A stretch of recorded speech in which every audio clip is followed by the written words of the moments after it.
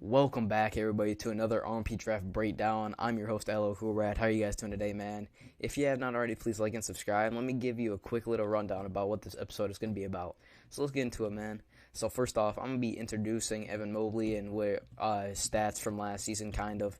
And then I'm going to be talking about the strengths and his weaknesses, before I send you guys off to a highlight tape of his strengths. And then I'm going to come back with his team fits and why I think that he could go to the Cavs, the Rockets, and the Timberwolves. So let's get into it, man. So first off, he played at USC last season, the Trojans. He is from Cali too. He was a freshman. And with this length, it's going to be good for any NBA team. He's 7 foot, but he could add some weight on there. He's a bit skinny. He's only 210. Definitely could add some weight there. So his stat line last season was pretty good stat line. So last season it was 16.4 points, 8.7 rebounds, and 2.4 assists, along with 57.8 field goal percentage. And he also averaged in his one college season in his career. He averaged 33 which isn't terrible. It's not terrible for a forward, but it could be definitely better. Free throw percentage could be a lot better. I'll talk about that in a minute. It's around 70%, but it could be better. And then he averaged about a steal per game and 2.2 turnovers per game, which isn't terrible. Could be better, though, obviously. You don't want to give up too many turnovers per game. But yeah, guys, let's get into his strengths and his weaknesses now. So first off, his first strengths would be good at finding the open man. He's really good at finding the open man. He's great at that, and I think that you're going to see that in the strengths highlights a lot. So let's get in the second strength. He's an elite rebounder, and you just saw that 8.7 rebounds like in a season. That's NBA numbers right there. So the next one, great mid-range shooter, and you saw that 57%. That's great for mid-range. He has a great floater. I can't talk, but he has a great floater.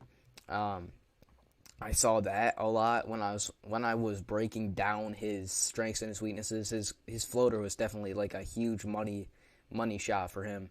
Now let's go on to his weaknesses and let's get into it, man. So first off, his 3-point shot. As a forward, you're not expected to shoot the best from 3-point, but he shot 30%, which I think is okay. Not the best, but it could be better. Get it maybe up to about 35% in his career, but I mean, we'll see. And then ball handling definitely could be better.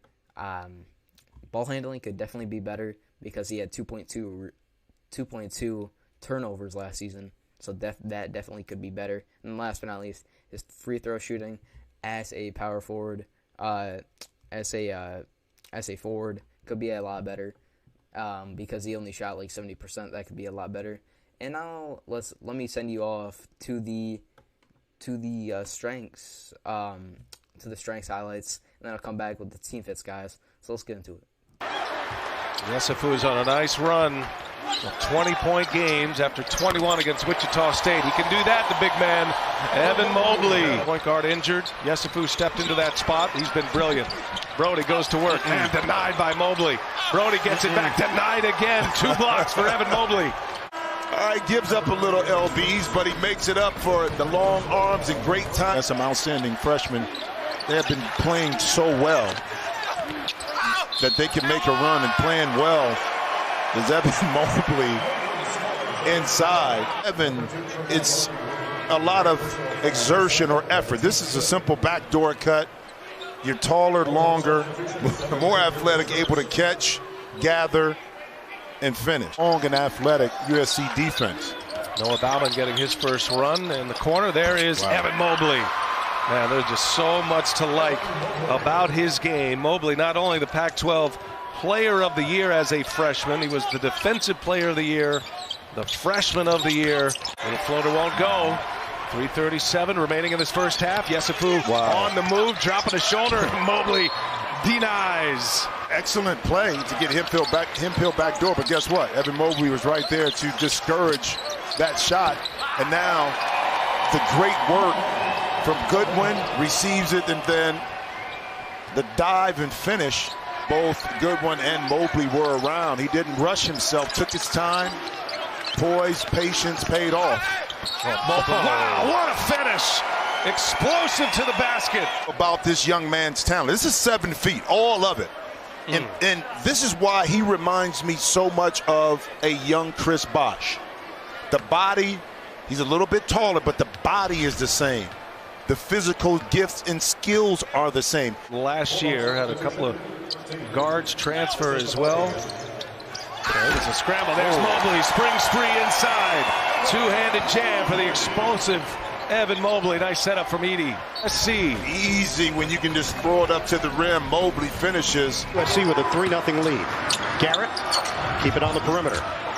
Abaji tried to drop it inside. McCormick coughs it up. And Mobley just great contest, long arms.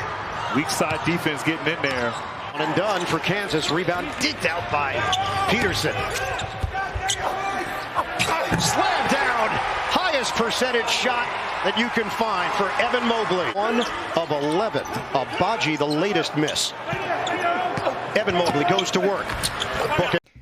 Welcome back, everybody, for the Team Fits. I hope you guys enjoyed the highlights part of this episode of the RMP Draft breakdowns. So let's get into it. So, first off, why I think that he could end up with the Cavs and why he would be a good fit for the Cavs is because he can replace, I don't know if I'm saying this right, but Hartenstein, I think I said that right, at center in the second unit for the Cavs. With points per game as the Cavs. They were last in points last year in points, which is terrible, and I think that Mobley can really help with that. And then that was mainly due to their lack of points coming from the three-point line. They did not shoot well. They shot they shot last in the NBA from three-point at 33.6%, which is terrible. Something that I would have expected a little bit higher from there, because they have some good players. They just have to come out, man. They just got to develop. And then next, they were the 5th worst rebounding team last season. Their rebounding percentage for defensive rebounding was 76%, which was 5th worst in the NBA, which that could be better as well. And that means that 34% of the time, they were giving their opponents like second or third chance points. And that's mainly why the reason that they gave up so many points last season, too. They didn't do the best with that. And then Mobley, he can definitely help them with their rebounding with his length, 7 foot. But definitely, like I said, he could. I should add this as a strength that he should add some weight on, because he's only 221. I think that he could, like 220. I think that he could. I definitely think that he could add some weight on there and be a way better player. But yeah, let's get into the second one with the Timberwolves. The Timberwolves. So let's get into it, man. So let's get into the Timberwolves now. So the Timberwolves, why I think the Timberwolves are a good fit for Mobley is because the Timberwolves, they just need help on defense, and that's what Mobley is. He's a good defensive player down low, and he won't. In the Timberwolves, they gave up a lot of second chance points last year.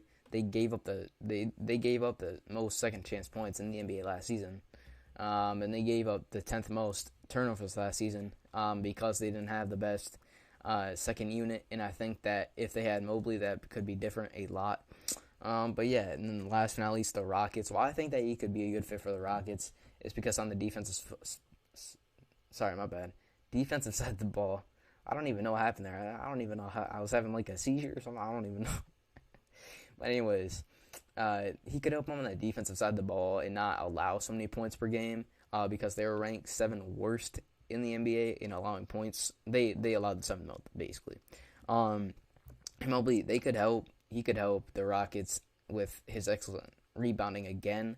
Last season, the Rockets were 27th in the league in rebounding, which is the 3rd worst, and that could be a lot better. The Rockets have the talent. They just have to get there. They have a lot of younger players on the roster, like I was saying.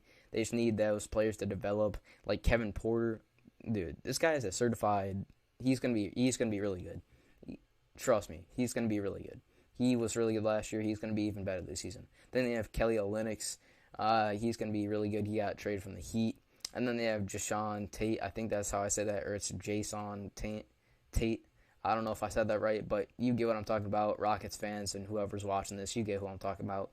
But yeah, they're not bad players either. They just have to get used to the NBA, like I was saying. And I think with Mobley on their team, I know that it's not anybody older because Christian Wood's the vet of the team in the starting lineup. But I definitely think that with Mobley on the team, that adds some size and some length on their team. But yeah, guys, that's why I think those team fits are team fits for Mobley. But yeah, guys, I hope you guys enjoyed this video. If you have not already, please click and subscribe and comment where you think Evan Mobley ends up. And yeah, guys, I appreciate you guys watching this video again. And it's your host, LLCOOLBRAD, signing off. We'll see you guys in the next one. Peace out.